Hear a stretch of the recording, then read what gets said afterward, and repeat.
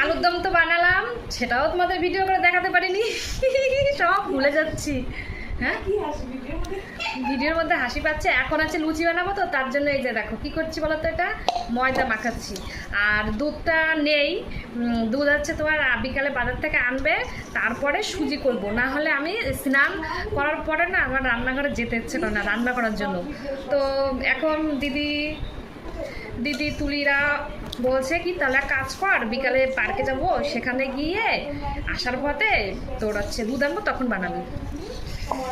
ময়দা মাখতে গেলে ভীষণ কষ্ট বন্ধুরা, ভীষণ কষ্ট, বিশ্বাস করো। এই আটা ময়দা মাখাতে আমার ডানা দুটো ব্যথা হয়ে যাচ্ছে।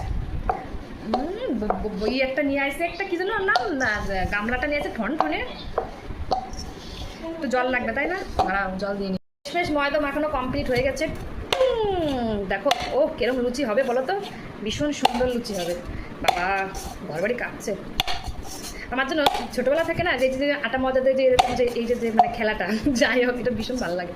আমি ময়দা মাখালে এরকম তৈরি করি। আমার আজকে সারা শরীরে ব্যায়াম হয়ে গেছে গো হাতের। ময়দা যত ভালো মাখানো হয় তত ভালো লুচি একটা সবাই জানে। তো যাই হোক আমার ময়দা মাখানোর ভিডিওটা তোমাদের সাথে শেয়ার করলাম, কেমন লাগলো অবশ্যই জানো। Tata, bye bye.